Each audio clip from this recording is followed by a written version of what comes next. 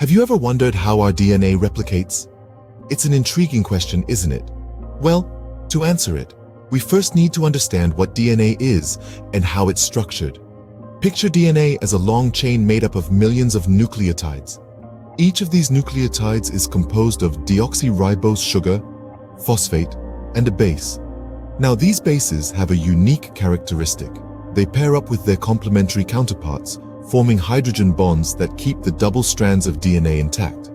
To replicate, or in simpler terms, to make two copies of one DNA, these hydrogen bonds need to be broken. The process of DNA replication is semi-conservative.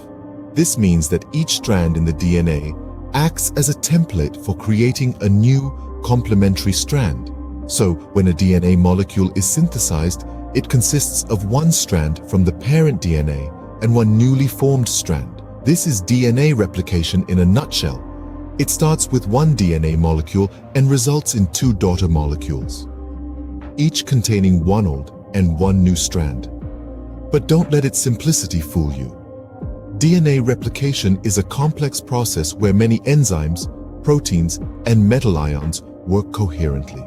So, how exactly does this DNA replication occur? Well, it all starts with the unwinding of the DNA double helix.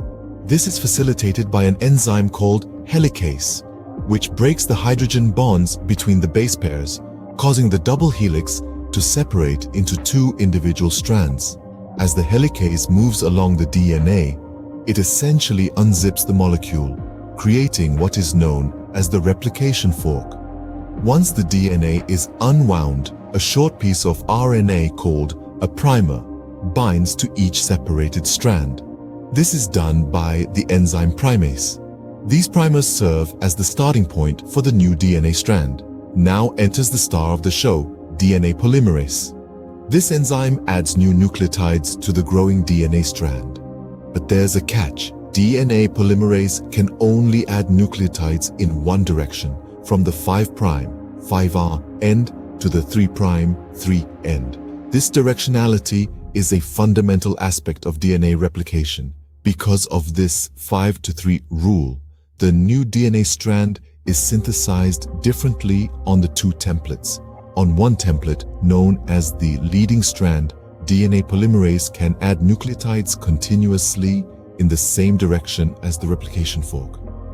On the other template, known as the lagging strand, DNA polymerase needs to work in the opposite direction.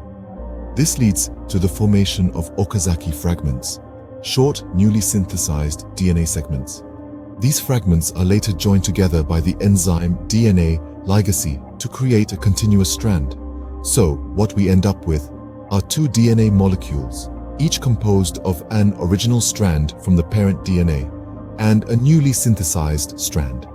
This is why we call DNA replication semi-conservative. But remember, this process is not as simple as it sounds.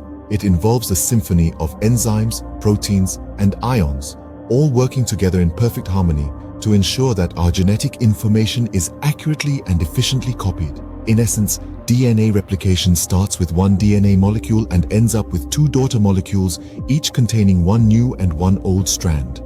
You may ask, why is DNA replication so important?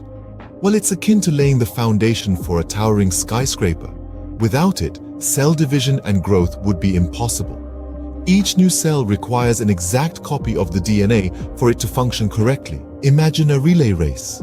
DNA replication is like the baton pass, transferring the genetic information from one generation of cells to the next. This process ensures the continuity and integrity of our genetic information.